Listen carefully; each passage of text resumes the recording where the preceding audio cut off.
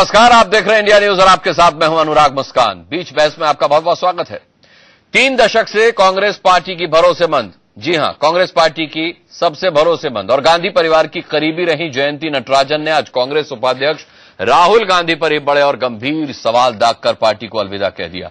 जयंती ने सीधा आरोप लगाया कि जब वो पर्यावरण मंत्री थी तो उस वक्त राहुल गांधी ने उनसे कुछ चुनिंदा उद्योगपतियों पर अपने हिसाब से काम करवाने का दबाव डाला था। बाद में जयंती का इस्तीफा भी राहुल के इशारे पर ही लिया गया। ऐसे में अब ये बीच बहस का बड़ा सवाल है कि क्या उद्योगपतियों के लिए लॉबिंग कर रहे थे राहुल गांधी? दिसंबर 2013 में पर्यावरण मंत्री के पद से इस्तीफा देने वाली जयंती नटराजन आखिर राहुल गांधी पर आज क्यों भड़की?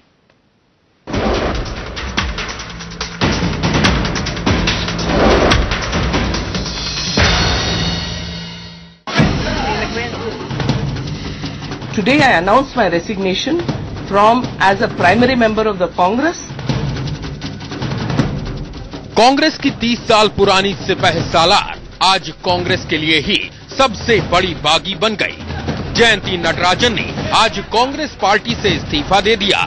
साथ ही कांग्रेस उपाध्यक्ष राहुल गांधी पर ताबड़तोड़ कई बड़े हमले भी कर दिए। I received several instructions from the office of Vice President Shri Rahul Gandhi, forwarding requests, forwarding representations from NGOs. जयंती के मुताबिक कांग्रेस उपाध्यक्ष राहुल गांधी यूपीए 2 शासन के दौरान पर्यावरण मंत्रालय के कामकाज में दखल देते थे। राहुल ने जयंती के पर्यावरण मंत्री रहते कई प्रोजेक्ट्स रुकवाए। इनमें अदानी ग्रुप के एक प्रोजेक्ट के अलावा वेदांता और नियमगिरी के प्रोजेक्ट भी शामिल हैं। Shri Rahul Gandhi was interested in the rights of tribals being protected. All these reasons made me stop several big projects, particularly Vedanta, the Niyamgiri project, the Nirma project, and there were many projects, the Adani project. जयंती ने FICCI में उद्योगपतियों के बीच राहुल गांधी के दिए उस भाषण का भी जिक्र किया जब राहुल ने इशारों में कहा था कि जयंती के जाने से अब उद्योगपतियों को पर्यावरण मंत्रालय से कोई दिक्कत नहीं होगी। 20th of December when I was asked to resign, the next day on 21st of December, Shri Rahul Gandhi addressed a meeting of FICCI leaders where he assured them that environment will no longer be a bottleneck. ऐसे में ये बड़ा सवाल है कि क्या किसी खास मकसद के लिए जयंती नटराजन को पर्यावरण मंत्रालय से इस्तीफा दिलवाया गया था? क्या उस वक्त बड़े उद्योगपतियों के लिए लॉबिंग कर रहे थे राहुल गांधी? जयंती नटराजन ने कहा कि उन्होंने नवंबर में बाकायदा सोनिया गांधी को एक चिट्ठी लिखी थी और पूछा था कि उन्हें लोकसभा चुनाव से महज 100 दिन पहले मंत्री पद से क्यों हटाया गया, लेकिन ना तो सोनिया गांधी का कोई जवाब आया और ना ही राहुल गांधी ने मिलने का समय दिया। When I wrote an email to Shri Rahul Gandhi saying, very passionate, saying, I saw your speech in FICCI, I want to know why you did this, to which he replied, I am a little busy right now and I will call you soon. हालांकि यहाँ गंभीर सवाल जयंती नटराजन के खुलासे की timing को लेकर भी उठ रहे हैं। आखिर दिल्ली चुनाव के वक्त ही जयंती नटराजन ने राहुल गांधी पर निशाना क्यों साधा? इस तरह की बात करना अब साफ तौर पे दिखाता है क्यों किसी को खुश करने के लिए इस तरह की झूठे आरोप पार्टी पे लगा रही हैं और इन आरोपों की मेरा सवाल है, क्या राहुल गांधी बेबुनियाद आरोप लगा रही हैं और वो कुछ पाने के लिए कहीं और से इस तरह की झूठे आरोप लगा। पूरे देश के लोग जानते थे जयंती टैक्स के बारे में, लेकिन अब ये पता लगा जयंती टैक्स के पीछे राहुल गांधी हैं। तो जो भ्रष्टाचार हुआ है एनवायरमेंट मिनिस्ट्री में, उसकी जड़ में कौन है ये बता दिया है जयंती नटराजन ने। 3 दिसंबर 2014 को इंडिया न्यूज ने सूत्रों के हवाले से खबर दिखाई थी कि जयंती नटराजन ने बीजेपी अध्यक्ष अमित शाह से मुलाकात की है, लेकिन इस मुलाकात में बात क्या हुई ये आज भी एक राज है। ऐसे में सवाल ये है कि क्या आज के खुलासे की रणनीति उसी बैठक में बनाई गई? आखिर राहुल गांधी पर अब क्यों भड़की जयंती नटराजन?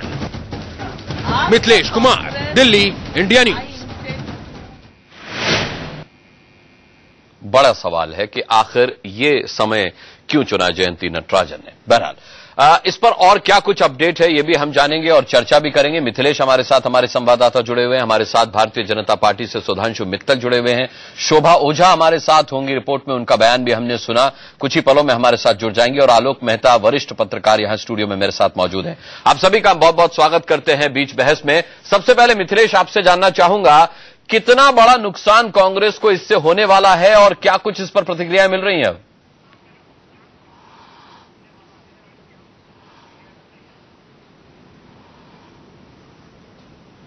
से पहले जिस तरह से राहुल गांधी के ऊपर निशाना साधा है पूर्व केंद्रीय मंत्री जयंती नटराजन ने, जो कि उनके पिता राजीव गांधी के काफी करीब रही थी और कहीं न कहीं राहुल की टीम में भी वो शामिल थी जी। ऐसे में कांग्रेस को नुकसान तो होगा ही, लेकिन आज जो प्रेस कॉन्फ्रेंस की गई है, अभी से थोड़ी देर पहले अभिषेक मनु सिंघवी दलील दे रहे थे, उसमें एक हैरत करने वाली बात नजर आई। उनसे जब पूछा गया कि क्या जो जयंती टैक्स की बात कही थी नरेंद्र मोदी ने, उसी के आधार पर आपने फैसला लिया था, उन्होंने कहा कि जग जाहिर है जयंती टैक्स की बात, ऐसे में फैसला लिया गया। लेकिन ये नहीं कहा कि अगर पार्टी को मालूम था पहले से कि जयंती टैक्स लग रहा है यहां पर, तो उन पर पहले कार्रवाई क्यों नहीं हुई? नरेंद्र मोदी के जुमलेबाजी कार्रवाई क्यों? कहीं अपनी तरफ से अभिषेक मनु सिंघवी संतुष्ट करने वाला जवाब नहीं दे पाए।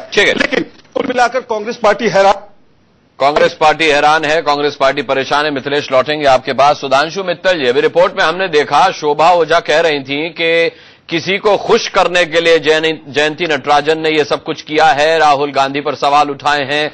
ये सवाल उठाने के लिए ये वक्त उन्होंने चुना है किसी को खुश करने के लिए। क्या वो किसी बीजेपी है?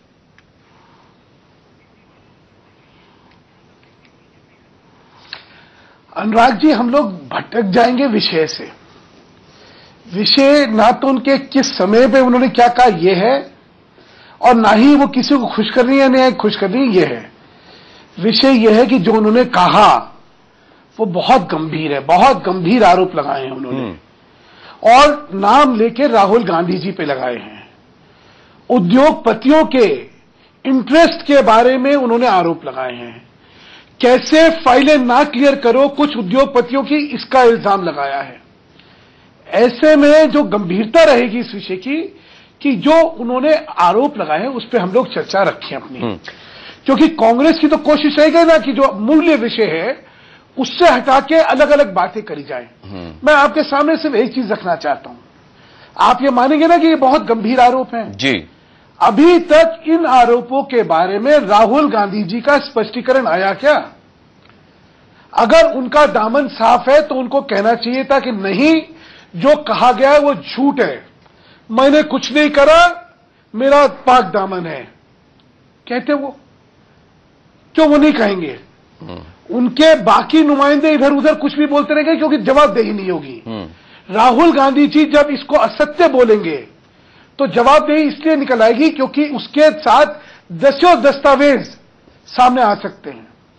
देखिए, यूपीए का कार्यकाल धांधली और घोटालों का कार्यकाल था, ये सब जानते थे, लेकिन हमेशा जो है किसी और के ऊपर जो है तलवार चलाने की कोशिश हुई। लेकिन आज के कथन के बाद ये सत्य सामने निकल आया कि घोटालों के जड़ में मूलतः गांधी परिवार खुद था, राहुल गांधी खुद थे। चाहे वो 2G घोटाला हो, उसकी जानकारी और उसकी सहमति थी। CWG घोटाला हो, जानकारी सहमति थी। कोल घोटाला हो, जानकारी सहमति थी। ये बड़ी गंभीर चीज है और मुझे लगता है कि मीडिया को इस विषय से भटकने नहीं देना चाहिए किसी को। सिर्फ विषय पे रहे हम लोग कि क्या जो उन्होंने कहा वो सत्य है, नहीं सत्य है। क्या कहते हैं राहुल गांधी, ये बात है इसमें। बिल्कुल नहीं। सुधांशु मित्तल जी, ये आपने ठीक कहा कि राहुल गांधी पर जो गंभीर आरोप लगे हैं उसकी तह तक जाना चाहिए कि भाई वो आरोप बेहद गंभीर है। लेकिन जयंती नटराजन पर आलोक मेहता जी सवाल ये भी उठ सकता है कि भाई ठीक है, लोकसभा चुनाव से 100 दिन पहले आपसे इस्तीफा लिया गया, आपने इस्तीफा दिया, आप तब चुप रहीं। आप इतने महीने की सरकार, आप मोदी की सरकार हो चुकी 8 महीने की, तब तक आप चुप रहीं। ये वक्त जब राहुल गांधी रैली के लिए चुनाव, दिल्ली विधानसभा चुनाव के मद्देनजर रैली करने के लिए उतरे, तब आपको क्यों याद आया कि राहुल गांधी पर आपको हमला करना है या राहुल गांधी दखल अंदाजी किया करते थे? ये टाइमिंग आपको खटकती है कुछ? अनुराग जी, हमें आपको क्यों खटकेगी? हमें तो अच्छा लगेगा कि खबरें सामने आए और सामने पंडा फोड़ हो। हाँ। और लेकिन आप देखिए, वो अपना एक तरह से खुद ऑफर कर रही। आप जैसे आप लोग तो टीवी में बाकायदा कहते हैं ना साहब, उसका क्या मूवमेंट कैसे था, वो चेहरा कैसे था, एक्सप्रेशन कैसे था, बॉडी लैंग्वेज जिसको आप कहते हैं। मैं कहूंगा उनकी साड़ी लैंग्वेज देखिए आप। सब तो बहुत सारे लोगों ने उसको ध्यान नहीं दिया। अच्छा। वो पहले से ही कह रही है, भाई मैं समर्पित हो जाऊंगी, आप मुझे ले लीजिए भाजपा में यदि आ सकती है उनके लिए। और जैसे किरण बेदी जी आई तो बहुत सारे लोग आ सकते हैं। लेकिन ये बात सही है कि वो राहुल गांधी एनजीओ की तरह पार्टी चला रहे थे, और यदि एनजीओ की तरह चला थे तब भी उनको जयंती नटराजन से साल भर में मिलना चाहिए था। उनकी शिकायत सही है। जहां तक सुधांशु आरोपी की बात है, अगर वो कॉर्पोरेट जगत के लिए लॉबिंग कर रहे थे तो फिर एनजीओ की तरह थोड़ी चला रहे थे, फिर मीरा राडिया की तरह चला रहे थे। आपने ध्यान नहीं दिया। हाँ। उन्होंने कहा कि वो एनवायरमेंट एनजीओ की सिपाही, पहला आप पूरा पत्र देखिए और उनकी प्रेस कॉन्फ्रेंस देखिए। हाँ। एनजीओ की उसको चिट्ठियों को फॉरवर्ड करके रुकवाते थे। हाँ।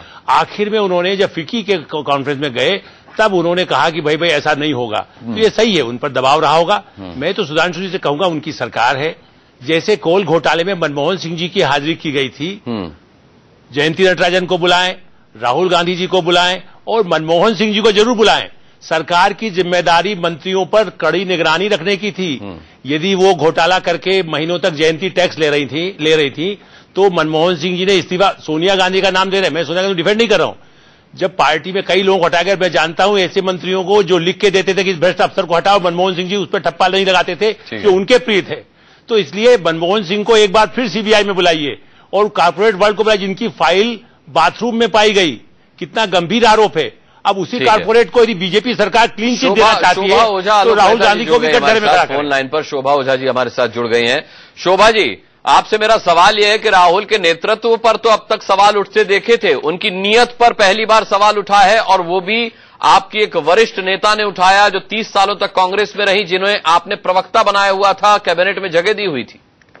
देखिए, बहुत ही दुर्भाग्यपूर्ण है कि अवसरवादी लोग जब देखते हैं कि विपक्ष में है पार्टी, तो कहीं अपनी साख जमाने के लिए मैं पूछना चाहती हूँ जयंती नटराजन जी से कि क्या अमित शाह जी से मिलने के बाद उनको ये बोध हुआ कि यहाँ उनको घुटन हो रही थी कांग्रेस पार्टी के अंदर? क्या साल भर 11 महीने उन्हें लगे ये समझने के लिए कि कांग्रेस पार्टी के अंदर उन्हें घुटन हो रही थी? और जो बात आप कह रहे हैं कि कॉर्पोरेट्स के कहने पे राहुल गांधी ने उनसे बात की, तो यहाँ आपको मैं बोलूंगी कि आप जयंती नटराजन जी के पत्र को बहुत अच्छे से पढ़िए, उनके प्रेस कॉन्फ्रेंस को बहुत ध्यान से सुनिए।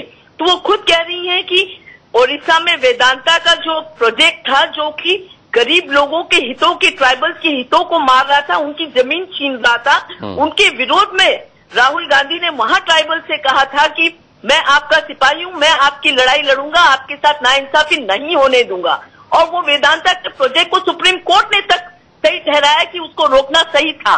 तो ऐसे प्रोजेक्ट में क्या दिखाते हैं कि राहुल गांधी कॉर्पोरेट की लड़ाई लड़ रहे थे, राहुल गांधी ट्राइबल्स की लड़ाई लड़ रहे थे, गरीबों की लड़ाई लड़ रहे थे, एनवायरमेंट की लड़ाई लड़ रहे थे। और यहाँ एक कॉर्पोरेट सरकार है बीजेपी, जो कि अडानी की सरकार है, जो वेदांता को फायदा पहुंचाना चाहती है, जो निर्मा जैसे प्रोजेक्ट लाना चाहती है, जो गरीबों के अधिकारों को का हनन करना चाहती है, जैसे लैंड एक्विजिशन बिल तक गरीबों से जमीन छीनने के लिए बदल दिया ऑर्डिनेंस लाके।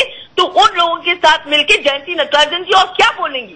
जयंती नटराजन जी इसी भाषा में बात करेंगी उनसे मिलने के बाद और उनसे फायदा लेने के लिए। तो ये साफ तौर पे नजर आ रहा है कि जयंती नटराजन जी ने अमित शाह से मिलने के बाद इस तरह के बेबुनियाद और गलत आरोप लगाए हैं, और उनका मन परिवर्तन तभी से हुआ है। और शर्म आनी चाहिए जयंती नटराजन जैसे व्यक्तित्व को, जिसने पार्टी ने 4 बार राज्यसभा जिसे दी हो, 10 साल कांग्रेस की प्रवक्ता रही हो, वो इस तरह के बेबुनियाद आरोप लगाती। तो ये उनके व्यक्तित्व को बताता है कि वो किस तरह की महिला है, और ये भी जताता है कि भारतीय जनता पार्टी किस गंदे स्तर पे उतरकर नेताओं को कुछ प्रलोभन देकर बुनियाद आरोप लगाती। तो ये उनके व्यक्तित्व को बताता है कि वो किस तरह की महिला है, और ये भी जताता है कि भारतीय जनता पार्टी किस गंदे स्तर पे उतरकर नेताओं को कुछ प्रलोभन देकर अपनी ओर खींच रही है और इस तरह के बेबुनियाद आरोप लगवा रही है। शोभा ओझा, तो मैं ये मान लूं कि आप सीधे सीधे आरोप लगा रही हैं कि ये जो टाइमिंग है और ये जो आरोप है, बाकायदा इसकी स्क्रिप्ट अमित शाह के साथ मिलकर 3 दिसंबर 2014 को जयंती नटराजन ने लिखी?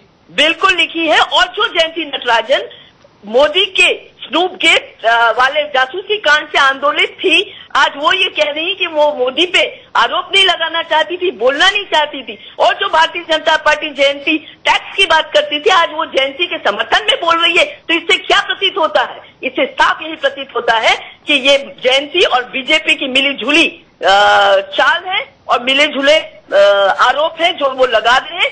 दिल्ली के चुनाव में इनकी जमीन खसक गई है, ये दिल्ली के चुनाव में पूरी तरह से निपट रहे हैं और वही डर है जनता का ध्यान बटाने के लिए ये इस तरह से चाल खेल रहे हैं। और कृष्णा तीरथ जैसी नेता जिसको कांग्रेस ने टिकट नकारा हो, उसको भारतीय जनता पार्टी शामिल करती है और टिकट देती है। ये सब तमाम चीजें बताती कि भारतीय जनता पार्टी किस गंदे स्तर पर उतर के राजनीति कर रही है। बोलिए सुधांशु मित्तल जी, आपका जवाब बनता है। अब काफी गंभीर आरोप लगा दिए शोभा ओझा जी ने बीजेपी पर।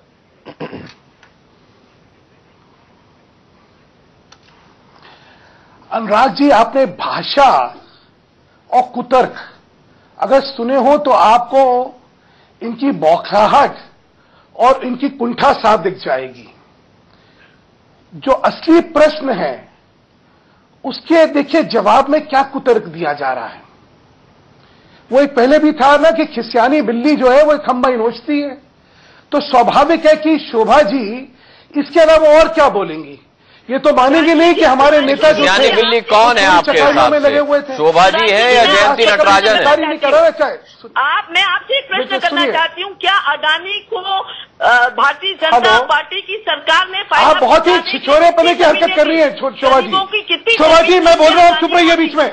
शोभा जी मैं बोल रहा हूँ, मुझे बोलने दीजिए। आप जब बोलती मैं आपके बीच में नहीं बोलता।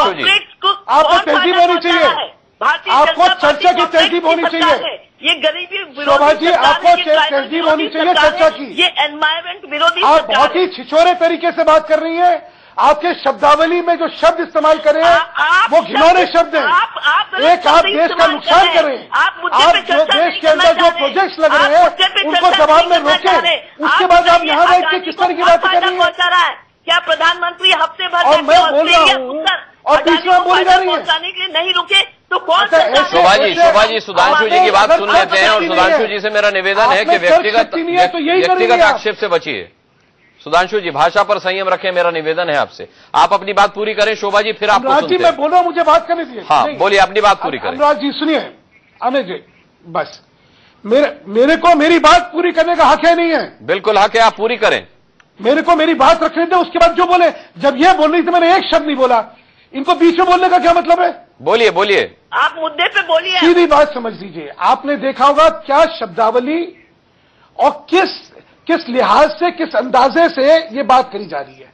मैंने आपको इनके आने से पहले ही कह दिया था कि विषय को भटकाने का प्रयत्न होगा।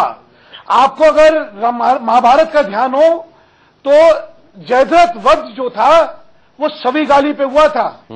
अब कोई पूछे कि भाई जब 90 गाली हो गई थी तब क्यों नहीं वध हो गया? वध का भी एक समय होता है।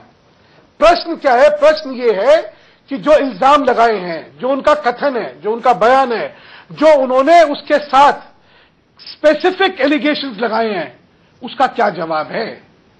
इन्होंने रोकने को कहा था, नहीं कहा था?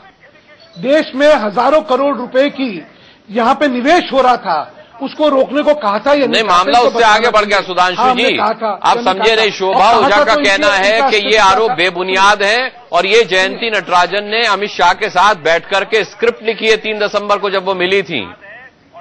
वो तो इन आरोपों को बेबुनियाद बता रही हैं।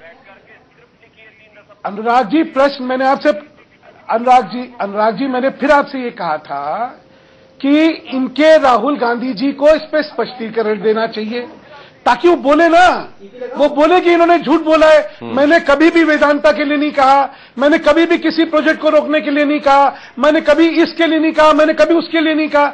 वो बोले ताकि एक बार शोभा ओझा जी राहुल गांधी सामने आकर बोलेंगे क्या ये बात? सामने उजागर होगा। शोभा ओझा जी राहुल गांधी सामने क्यों नहीं आ जाते? देखिए क्यों बच रहे हैं, क्योंकि जांच होगी। देखिए मैं सुधांशु जी से पूछना चाहती हूँ, मैं सुधांशु जी से पूछना चाहती हूँ कि जब इतना गंभीर आरोप जासूसी कांड का लगा था मोदी जी पे, मोदी जी कितनी बार आए सामने और मोदी जी ने कितनी बार आके जवाब दिया उस पे, जबकि मोदी जी पे पूरी सरकार को इस्तेमाल करने का, जासूसी कराने का महिला पे आरोप था। तो मोदी जी क्यों नहीं आए सामने, क्यों नहीं बोला, उस पे बताएं। जहां तक ये वेदांता वाली बात है। आप देखिए कि नहीं तो इस पर भी जयंती नटराजन ने बोला था कि आला कमान का आदेश था स्टूपगेट वाले मामले पर मोदी के खिलाफ बोलने के लिए। और एक शोभा ओझा जी, देखिए वो तो पार्टी की प्रवक्ता थी, अगर पार्टी की प्रवक्ता रहते हुए उन्हें नहीं बोलना था तो वो तब मना कर देती। आज वो क्यों कह रही हैं? तब तो वो बहुत आंदोलित थी इस बात को लेके कि महिला की जासूसी मोदी करा रहे हैं, और आज उन्हें वो गलत लग रहा है। तो यही तो हृदय परिवर्तन हुआ है उनका अमित शाह से मिलने के बाद। यही तो हम कह रहे हैं कि ये भारतीय जनता पार्टी और जयंती नटराजन का मिला जुला खेल है, और जिसमें वो बेबुनियाद आरोप लगा रही हैं। और नहीं वैसे कमाल की बात है ना शोभा ओझा जी, और भारतीय शोभा जी वैसे कमाल की बात है कि 30 साल तक वो आपके साथ रही, आपकी विचारधाराओं पर हावी नहीं हो पाई, और एक बार वो अमित शाह से मिली और आप कह रहे हैं कि वो बीजेपी के अच्छे के लिए और उनके हित के लिए काम करने लगी।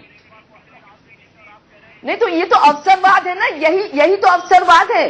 देखिए यही तो अवसरवाद है कि 1 साल उन्होंने कांग्रेस से 4 बार वो राज्यसभा रही, 1 बार चुनाव जीत के नहीं आई, लाभ लिया पार्टी से, मंत्री रही, स्पोक्समैन रही, और उसके बाद 11 महीने उनके पास कोई पद नहीं रहा। इसलिए वो भारतीय जनता पार्टी ने कुछ टुकड़े फेंके और उस पे वो गिर गई और इस तरह के झूठे आरोप लगा रही हैं। आलोक जी इस बात में कितना दम है कि भारतीय जनता पार्टी ने टुकड़े फेंके? साफ संकेत शोभा ओझा दे रहे हैं। हालांकि सुधांशु मित्तल अभी कुछ नहीं कह रहे, लेकिन शोभा ओझा की बात माने तो अब कृष्णा तीरथ के बाद अगला बड़ा नाम कांग्रेस की तरफ से जयंती नटराजन हो सकता है बीजेपी के अंदर दाखिल होने। बीजेपी को अभी दिल्ली में उतनी जरूरत मेरा ख्याल जयंती जी की नहीं होगी। लेकिन मेरा सवाल शोभा जी से ये भी है कि जब मालूम हो गया था कि अमित शाह से मिल रही हैं, ये 6 महीने से या इनके ऊपर जयंती टैक्स के आरोप थे, कन्विंस भी हो गए थे जैसा पार्टी के कई लोग मानते थे, तब उनको पार्टी से बाहर क्यों नहीं किया गया? यदि वो बाहर होती और आज ये आरोप लगाती तो कहते देखिए पार्टी से निकलने के बाद वो अपना गुस्सा निकाल रही हैं।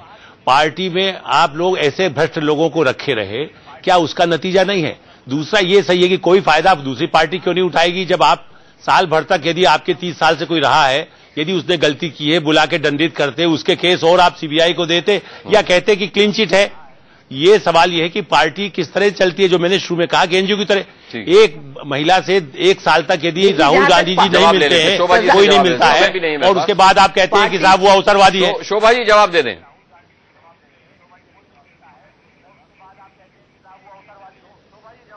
देखिए पार्टी में जहां तक नहीं मिलने का सवाल है, वो खुद कह रही है अपनी चिट्ठी में कि सोनिया गांधी जी से उन्होंने फोन पे भी उनकी बात हुई, वो मिली भी थी सोनिया गांधी जी से। ये सरासर गलत बोल रही है कि उनको हटाया गया था, नहीं मिले, साल भर नहीं मिले राहुल गांधी जी। डेमोक्रेसी है पार्टी में, पार्टी का हर नेता जब चाहता है शोभा जी कितने लोग मिल पाते हैं राहुल गांधी से? कितने मंत्रियों से आप पूछिए, अभी तो लाइन लग जाएगी। देखिए राहुल जी बनाएंगे तो राहुल गांधी का कोई लिफ्ट नहीं देता एमपीज को भी। नहीं, ये मानने को हम कतई तैयार नहीं। आप क्यों नहीं तैयार होंगे? आप जरा अपने पार्टी में जाके झांक के देखिए। कतई नहीं, कतई बिल्कुल गलत है। राहुल गांधी जी बहुत आसानी से, माफ कीजिए शोभा जी, सब मंत्री रोते रहते हैं सेंट्रल हॉल में बैठ के, मिलते हैं। ये बिल्कुल कतई नहीं, ये मानने को मैं बिल्कुल तैयार नहीं हूं। देखिए पूरा राहुल गांधी जी या सोनिया जी बहुत आसानी से मिलते हैं, और पूरे स्टेट लीडर से लेके कार्यकर्ता तक सबसे मिलते हैं। एनजीओ के बारे में बताइए ना, राहुल गांधी का एनजीओ कैसा चल रहा है? और आज वो किसी पद पे नहीं, चलिए नहीं बोलेंगे, शोभा ओझा नहीं बोलेंगे, उन्हें अखर रहा था। नहीं चलिए मेरे पास समय बिल्कुल खत्म हुआ। शोभा जी हाँ या ना में जवाब दीजिए, क्या राहुल गांधी इस पर आकर कुछ कहेंगे? एनजीओ नहीं है, एनजीओ के कहने पे ये आप यहाँ गलत चलिए आप नहीं बोलेंगे। चलिए ठीक है, बहुत बहुत धन्यवाद हम सभी का करना चाहेंगे। देखना ये होगा कि शोभा ओझा जिस तरीके से बात कर रही है कि आरोप बेबुनियाद हैं, जयंती नटराजन ने गंभीर आरोप लगाए हैं, राहुल गांधी के नेतृत्व पर नहीं नियत पर सवाल उठाए हैं। ये जयंती बम किस रूप में फूटेगा और क्या इसका इंपैक्ट होगा, ये आने वाला समय बताएगा। हम सभी का बहुत बहुत धन्यवाद करेंगे। बीच बहस में अभी के लिए इतना ही, वक्त एक छोटे से ब्रेक का है।